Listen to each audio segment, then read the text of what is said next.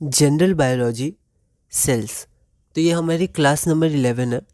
Class 10 में हमने revision किया था और रिप्रेजेंटेशन देखा था डायग्राम में, और क्लास 1 to 9 तक हमने थ्योरी देखी थी और समझा था। कुछ टॉपिक्स किए थे जिसमें मेनली हमने सेल ऑर्गेनेल्स के बारे में पढ़ा था, सेल का एक बेसिक इंट्रोडक्शन लिया था, और साथ में सेल डिवीज़न को भी बहुत ही ब्रीफ में देखा था। ठीक है, तो यहाँ पर अब हम जनरल बायोलॉजी जो हमने क्लास 1 to 9 मतलब क्लास 1 से क्लास 9 तक जो हमने थ्योरी डिस्कस की थी उसके सारे क्वेश्चंस क्लास 1 से, और क्लास 10 में हमने जो समरी की थी तो उसको छोड़ के जो क्लास 1 to 9 तक हमने थ्योरी देखी थी उसके क्वेश्चंस हम लोग इस क्लास 11 से शुरू करेंगे। ठीक है, और फिर जब हम लोग सारे क्वेश्चंस देख लेंगे उसके बाद हम लोग फिर से शुरू करेंगे सेल के बहुत ही स्पेसिफिक टॉपिक्स, है ना। और उस समय हम लोग क्लास 11th कोर्स बुक को फॉलो करेंगे सेल का। पहला क्वेश्चन है, cell word is derive from. जो सेल वर्ड है वो किस वर्ड से डिराइव हुआ है? सेलुलोज, सेलुला, सेलुलस या सेलुलिन? एक बार आप ट्राई करिए। तो यहाँ पर बायो में बहुत ही टेक्निकल वर्ड्स का यूज़ होता है। ठीक है, क्योंकि जो इंग्लिश लैंग्वेज है वो अलग लैंग्वेजेस से मिलकर बनी है, जैसे लैटिन, ग्रीक और कुछ जर्मन, फ्रेंच, ऐसे करके लैंग्वेजेस से मिलकर बनी है, जिसमें से दो मेन लैंग्वेजेस हैं लैटिन और ग्रीक। तो वो मॉडिफाई होके फिर इंग्लिश में यूज़ होते हैं। लेकिन बायो में बहुत सारे जो टर्म्स हैं, प्रेफिक्स, रूट और सफिक्स, ये सब डायरेक्ट लिए गए हैं लैटिन लैंग्वेज और ग्रीक लैंग्वेज से, है ना। तो हमें ध्यान रखना है, कुछ को मॉडिफाई किया गया है, जैसे यहाँ पर सेल जिससे बना है उस, जैसे सेल किससे बना है, तो सेल शब्द बना है सेलुला से, तो इसको मॉडिफाई करके सेल हुआ है। लेकिन बहुत सारे डायरेक्ट लिए गए हैं प्रीफिक्सेस, जैसे एंडो, एक्सो, है ना। ये हमने देखा था जब हमने थ्योरी डिस्कस की थी। तो यहाँ पर जो सेल वर्ड है वो सेलुला वर्ड से डिराइव हुआ है, और सेलुला का अर्थ होता है अ लिटिल रूम। ठीक है, फिर कुछ बेसिक क्वेश्चन, जैसे सेल को डिस्कवर किसने किया था? तो रॉबर्ट हुक ने। जब उन्होंने कॉर्क को वो स्टडी कर रहे थे तो उसमें उन्होंने सेल को डिस्कवर किया था। ठीक है, तो ऐसे करके कुछ चीज़ें कि लिविंग सेल को किसने डिस्कवर किया था, तो ये सब चीज़ें भी हम लोग थोड़ी देखेंगे, पर जनरल जो इसकी हिस्ट्री है उसको आप देख सकते हैं, एनसीईआरटी में थोड़ी सी दी हुई है। अगला है, सेल्स वर डिस्कवर्ड बाय। यही क्वेश्चन है। तो सेल किसके द्वारा डिस्कवर किए गए थे? रॉबर्ट हुक, रॉबर्ट ब्राउन, ल्यूएनहॉक या परकिंजे? तो यहाँ पर जैसा अभी देखा कि सेल्स रॉबर्ट हुक के द्वारा डिस्कवर किए गए थे जब वो कॉर्क को स्टडी कर रहे थे। आगे बढ़ते हैं। Question number 3, what is the third postulate of cell theory? All living things are made of one or more cells. B, cells are the most basic unit of life. All cells come from pre-existing cells, या all energy flow occurs within the cell। तो cell theory का third postulate क्या है? एक बार आप try करिए। तो यहाँ पर जो सेल थ्योरी है, तो जो बेसिक पोस्टुलेट्स हैं 3, ठीक है, उनके अलावा अभी मॉडर्न सेल थ्योरी में और भी पोस्टुलेट्स ऐड किए गए हैं। ठीक है, पर जो बेसिक 3 पोस्टुलेट हैं वो क्या क्या हैं? तो पहला पोस्टुलेट है कि all living things are made of one or more cells. Second postulate है cells are the most basic unit of life, या cell are the structural and functional unit of life, है ना। और थर्ड पोस्टुलेट है all cells come from pre existing cells. तो question पूछा गया है what is the third postulate of cell theory, तो थर्ड पोस्टुलेट हो जाएगा कि all cells come from pre existing sales. ठीक है, अब जो पहले दो पोस्टुलेट थे वो दिए गए थे श्लाइडन और श्वान के द्वारा। ठीक है, तो उन्होंने पहले दो पोस्टुलेट्स दिए थे और थर्ड पोस्टुलेट वर्काउ ने दिया था, है ना। तो ऐसे 3 पोस्टुलेट हुए शुरू के, और पोस्टुलेट मॉडर्न सेल थ्योरी में ऐड किए गए हैं। ठीक है, तो सी हो जाएगा। अब प्री एग्जिस्टिंग सेल से कैसे आते हैं? तो सेल डिवीजन से। हमने बहुत ही बेसिक में, बहुत ही ब्रीफ में देखा था माइटोसिस और मियोसिस के बारे में, जिससे सेल डिवाइड होकर न्यू सेल फॉर्म होते हैं। यहाँ पर अगला क्वेश्चन है मैच। ठीक है, तो यहाँ पर आपके पास पहली कॉलम में 4 है, जैसे living cell, nucleus, cell theory और थर्ड पोस्टुलेट। और उसके बाद यहाँ पर है डिस्कवरर, जैसे लिविंग सेल और न्यूक्लियस के डिस्कवरर, और हु गिव, मतलब सेल थ्योरी किसने दिया और थर्ड पोस्टुलेट किसने दिया, है ना। तो यहाँ पर एक बार आप इस क्वेश्चन को ट्राई करिए, इसमें कोई ऑप्शन नहीं है। तो यहाँ पर हम लोग देखते हैं कि लिविंग सेल, सेल को तो डिस्कवर किया था रॉबर्ट हुक ने, लेकिन जो लिविंग सेल है उस लिविंग सेल को डिस्कवर किया था ल्यूवेनहॉक ने। ओके, न्यूक्लियस को डिस्कवर किया था रॉबर्ट ब्राउन ने। अच्छा, सेल थ्योरी क्या है? तो यहाँ सेल थ्योरी में जो पहले 2 पॉस्टुलेट हैं तो बेसिकली वो सेल थ्योरी मानी जाती थी, फिर धीरे धीरे पॉस्टुलेट्स बढ़ते गए, है ना। तो जो cell theory, initial cell theory जो दी गई थी वो श्लाइडन और श्वान के द्वारा दी गई थी, ठीक है। तो सेल थ्योरी हो जाएगा श्लाइडन एंड श्वान, और थर्ड पॉस्टुलेट वर्काउ के द्वारा दिया गया था, ठीक है। तो यहाँ पर हमारा आंसर हो जाएगा living cell Leeuwenhoek, nucleus Robert Brown, cell theory Schleiden and Schwann, और थर्ड पॉस्टुलेट वर्काउ, ठीक है। अब क्वेश्चन नंबर 5 हम लोग देखते हैं। तो यहाँ पर हमारे पास एक सेल है, ठीक है। अब यहाँ पर CO2 गैस अंदर जा रहा है, बाहर आ रहा है ना। सेलेक्टिवली परमेबल मेम्ब्रेन होता है सेल मेम्ब्रेन, तो यहाँ पर ऑक्सीजन भी अंदर बाहर आ सकता है, ठीक है। क्वेश्चन क्या पूछ रहा है कि some substances like CO2 and oxygen can move across the cell membrane through a process called. तो जिस प्रोसेस से ये अंदर या बाहर आ सकते हैं उस प्रोसेस को क्या बोला जाता है? रेप्लिकेशन, ऑस्मोसिस, डिफ्यूजन या ट्रांसपोर्टेशन। तो इसका आंसर क्या हो जाएगा? तो ये डिफ्यूजन का प्रोसेस होता है। पैसिव ट्रांसपोर्ट होता है, एनर्जी नहीं इसमें देनी पड़ती है, अपने आप ये हो जाता है कंसंट्रेशन ग्रेडियंट के कारण। अगला क्वेश्चन है question number 6। The detailed structure of cell was studied after the advent of which microscope. तो किस माइक्रोस्कोप के बाद डिटेल्ड स्ट्रक्चर ऑफ सेल को स्टडी किया गया था?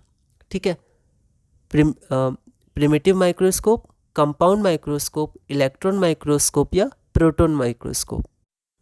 तो यहाँ पर जो detailed structure detailed structure cell का डिस्कवर किया गया, स्टडी किया गया, ठीक है, वो इलेक्ट्रॉन माइक्रोस्कोप के आने के बाद किया गया, ठीक है। तो जैसे जो रॉबर्ट हुक ने सेल को डिस्कवर किया था वो लगभग 1665 में किया था, है ना। और जो इलेक्ट्रॉन माइक्रोस्कोप का इन्वेंशन हुआ था वो हुआ था 1931 में, है ना। तो यहाँ पर क्या हुआ कि जो पहले भी माइक्रोस्कोप्स थे जिससे सेल के स्ट्रक्चर को देखा जाता था, लेकिन वो इतने पावरफुल नहीं थे, ठीक है। तो जो ये वाला स्ट्रक्चर है मतलब इलेक्ट्रॉन माइक्रोस्कोप, वो बहुत ही पावरफुल था, ठीक है, क्योंकि उसमें इलेक्ट्रॉन के द्वारा इल्यूमिनेशन होता था, ठीक है। तो इसी कारण जो डिटेल्ड स्ट्रक्चर है, और कई सारे ऑर्गेनल्स तो ऐसे हैं जो सिर्फ इलेक्ट्रॉन माइक्रोस्कोप के द्वारा ही देखे जा सकते हैं, ठीक है। तो डिटेल्ड स्ट्रक्चर जो देखा गया था अच्छे से सेल का, वो इलेक्ट्रॉन माइक्रोस्कोप के इन्वेंशन के बाद देखा गया, ठीक है। Question number 7। Long chains of hydrocarbons which may or may not contain functional groups such as fatty acids, alcohols, ketones, aldehydes and esters are collectively known as।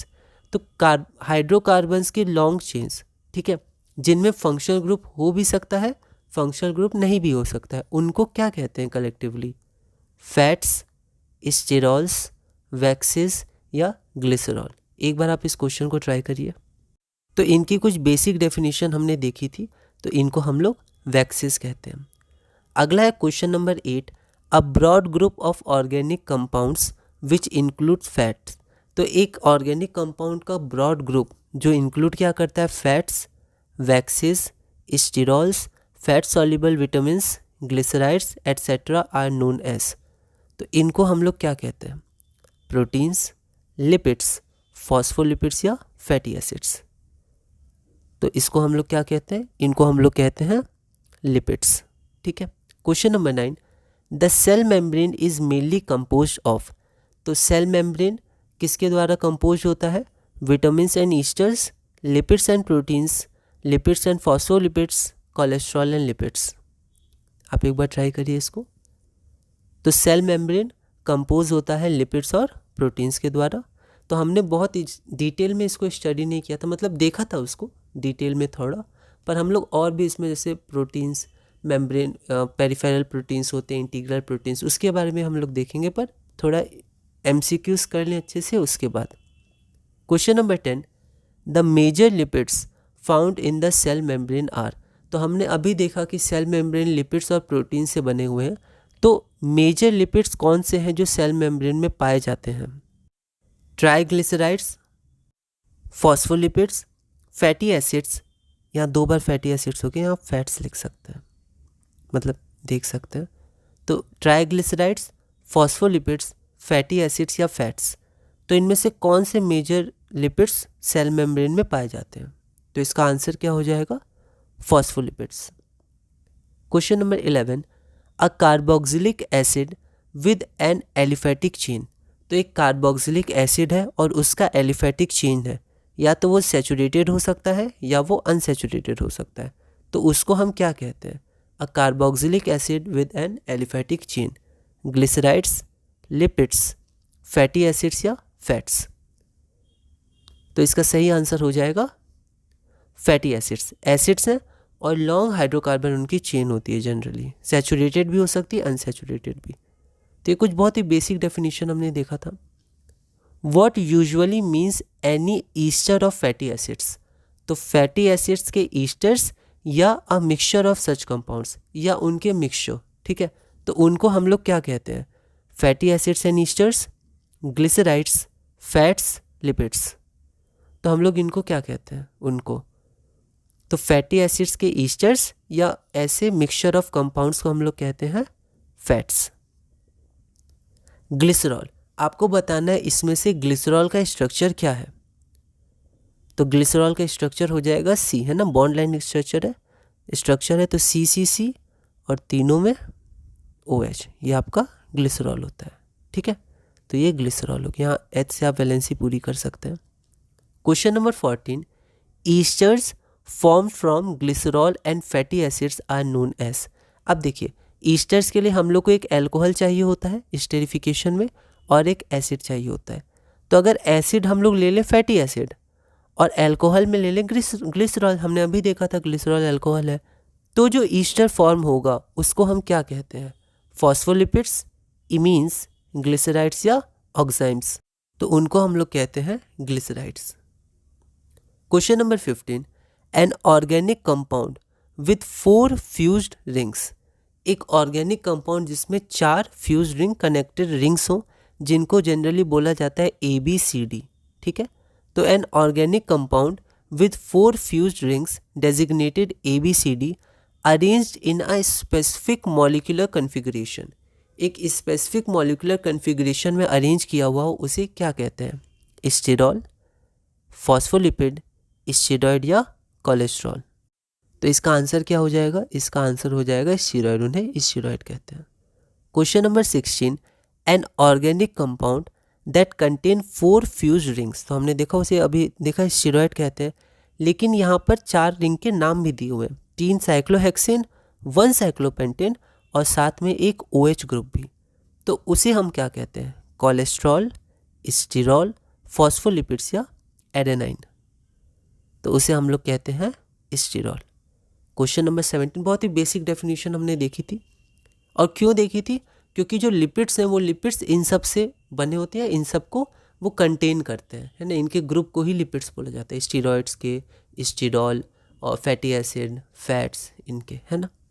The principal sterol of all higher animals distributed in body tissues is known as. तो जो higher animals होते हैं, जैसे humans हो गए, ठीक है, और एनिमल्स हो गए, तो हायर एनिमल्स के बॉडी टिश्यूज़ में जो प्रिंसिपल स्टीरॉल होता है उसे हम क्या कहते हैं?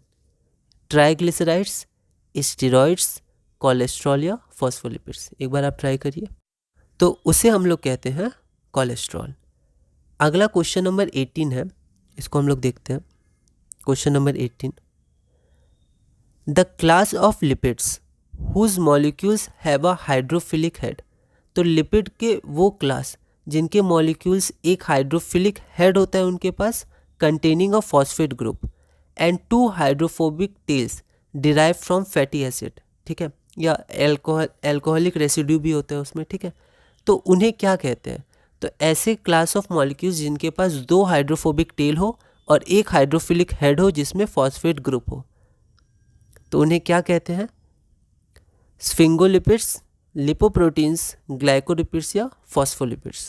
तो इसका आंसर क्या हो जाएगा? इसका आंसर हो जाएगा फॉस्फोलिपिड्स। फॉस्फेट ग्रुप होता है तो वहाँ से हम देख सकते हैं फॉस्फोलिपिड्स, ठीक है। अगला हमारे पास है, ये क्वेश्चन नंबर 18 था। Question number 19, the cell membrane is made of dash layers of phospholipids. तो जो सेल मेम्ब्रेन है वो फॉस्फोलिपिड्स के कितने लेयर से बना होता है? 1, 2, 3 या 4। तो जो सेल मेम्ब्रेन है वो फॉस्फोलिपिड्स के 2 लेयर से बना होता है, इसलिए इसको 1 बाइलेयर कहते हैं या 2 लेयर्स।